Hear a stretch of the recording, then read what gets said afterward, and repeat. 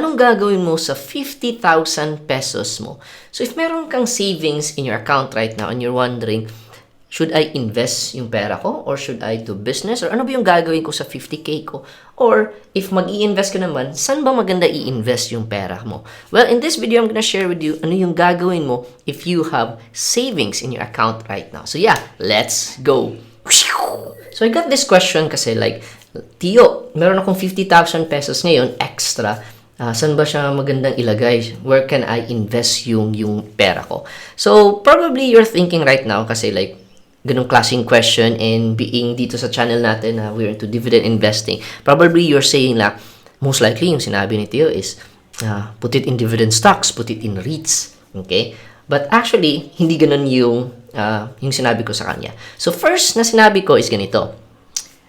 I'm not a financial advisor. Disclaimer talaga. So again, we don't give advice. Kasi again, yes, I am sharing yung passion ko about investing dito sa channel na ito, but nothing beats a professional advisor talaga. So, highly suggest you seek out a professional advisor. However, yung binigay ko lang sa kanya na answer is that, assuming ako yung may pera, here's what I'm gonna do.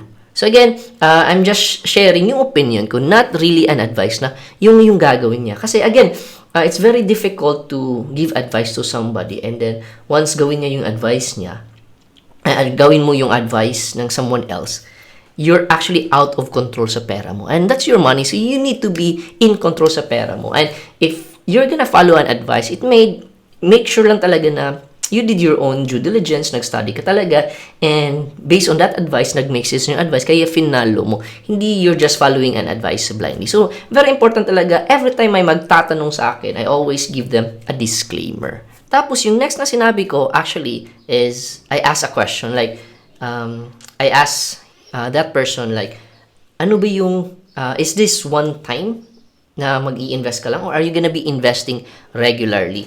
Kasi again, before tayo magbigay ng, not really advice, but at least yung opinion mo to somebody else, we wanna understand ano ba yung purpose niya, ano ba yung reason niya, bakit mag-invest siya, ano ba, is this the last money or is this an extra money? Kasi baka last money na niya yan, tapos parang he wants to gamble it and expecting a lot of returns. So we wanna make sure na yung ibibigay natin na advice, sabi hindi mo bigay ng advice, but basically, ayun nga, we wanna understand ano yung running into the person's mind first. So we wanna understand ano ba yung reason why. And the first question I asked is this one time or is this, are you gonna be investing regularly? Kasi, if one time mo lang ilalagay yung 50K mo, then, if you ask me, parang sobrang konti lang yan. So, like, hindi mo ma-appreciate yung returns. Kasi, like, another question I asked him, like, ano ba yung habol mo? Are you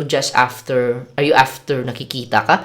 Or are you just looking for a way to park your money? While parking your money, at least kumikita ng interest. Kasi, if yung goal mo is mag-i-invest ka kasi gusto mo ng malaking returns, na mabilis na time, tapos one time lang ilalagay mo, then, yung first na answer ko doon is, hindi siya worth it. Kasi let's say, meron kang 50K, ilagay mo siya in, let's say, digital banks, nakikita na ng 3% interest. Magkano lang yan? Compute natin ha. Like 50,000 times 3%. So that's just 1,500 in 1 year. So sobrang liit, di ba? So hindi mo yan ma-appreciate. Tapos let's say ilagay mo siya in a higher investment like 50K. Tapos ilagay mo into REITs earning like 6%. So 3,000 lang yung kikitain ng 50,000 mo. So sobrang liit. Hindi siya worth it. However, kung sinabi niya na maglalagay ko ng 50K ngayon, tapos next month, probably, I'll add another 50K, or on a monthly basis, mag-add ako ng 50K, or on a monthly basis, mag-add ako ng regular, let's say, 10K. So, basically, like, regular mag-add ng investments. So, with that, most likely, iba yung answer ko. Because, like, if one time ka lang maglagay, hindi talaga siya worth it, and you expect na malaking return. But, if maglalagay ka ng, let's say, 50K, 100K, or whatever capital you have, tapos, you're just looking for a way to park your money, then, yeah, it's best na pwede mo siyang ilagay in digital banks or even mga REITs.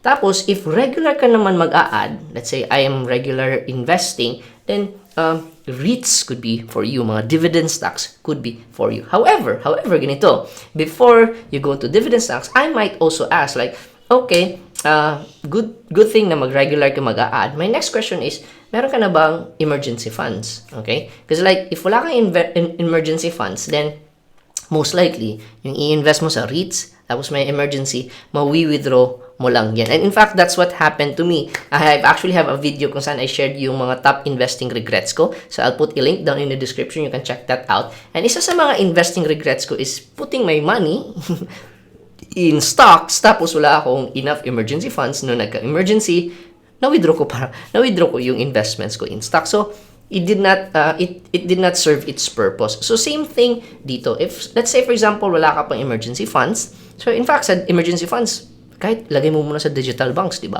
So solid na yan. So yung 50k mo, probably you can just put it first in digital banks. Tapos if let's say meron ka na emergency funds worth 3 to 6 months worth of your expenses, then doon ka na pwedeng mag-invest in mga REITs or mga dividend stocks. So again, depending on anong financial status mo ngayon, iba-iba yung saan mo paglalagyan yung pera mo. However, if naghahanap ka ng mabilisang returns, then yung 50k mo, I suggest you put it or you invest it in a business or invest it in skills. In terms of business, I cannot really give my opinion dito kasi like medyo risky talaga yung business, especially if you don't know what you're doing. So however, I know a lot of my friends na they're doing e-commerce kung saan they outsource something na mura and then they sell it at a higher price. Pwedeng ganun if meron kang skills nun. However, if wala kang skills nun, then invest ka on skills. Meaning, let's say you're gonna learn video editing.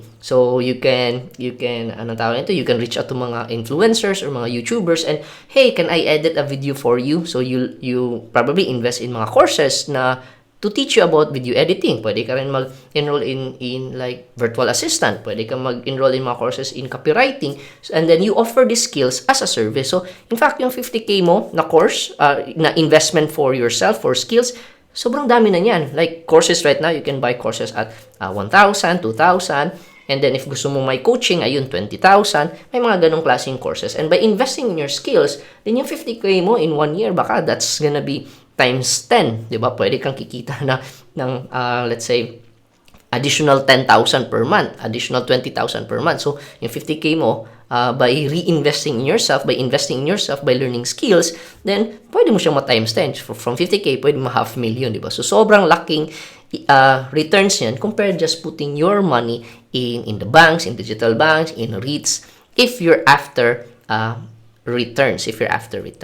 However, if you're like me na, kumikita naman on the side, and I have my earnings, and syempre, yung earnings ko, saan ko ba ilalagay? Then, dito ko na nilalagay dun sa mga dividend stocks and mga REITs ko. So, at the same time, we also have emergency funds na you have fully funded emergency funds. Then, that's a time na pwede ka na mag-explore sa mga ganitong klaseng investments. So, basically, review natin ha. So, assuming natin meron kang extra 50,000, 100,000, especially ngayon, like bonus season na, di ba? So, meron ng mga bonuses, meron ng 13-month pay. So, saan mo ba ilalagay yung extra money mo? So, ito yung quick summary dun sa shinare natin kanina. Number 1, if ilalagay mo lang yung pera one time, tapos you expect to grow, then actually hindi siya worth it. Like 50k, sobrang liit lang yan if you put it in like digital banks, or in dividend stocks, tapos you're after the growth. However, if hindi ka after the growth and you're just looking for somewhere to park your investments, then, or yung extra money mo, then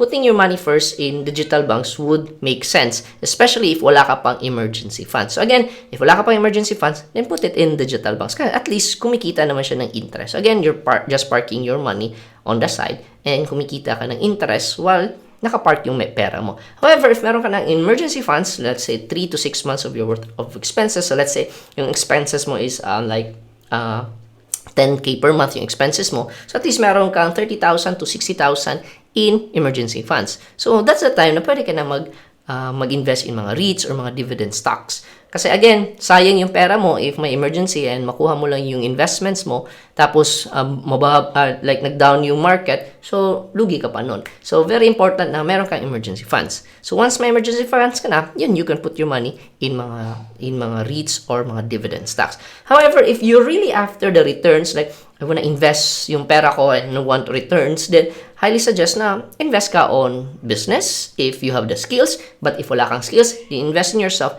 learn some skills. Right now, in this digital age, sobrang dami ng mga digital skills that you can learn online. So yeah, basically, if you're gonna ask me, I have to ask you first, ano yung purpose mo, what your current financial status, ano yung goal mo sa pera mo, because once may pera ka na, at least alam mo where to put your money. Now, if you're wondering, like, Tio, paano ba kikita ng 100,000 per month in dividends? Well, actually, meron akong video for that. You can check out this next video kung saan I'm sharing dito how much ba yung capital na kailangan mo if gusto mong kumita ng 100,000 per month in dividends. So, go ahead, check out this next video.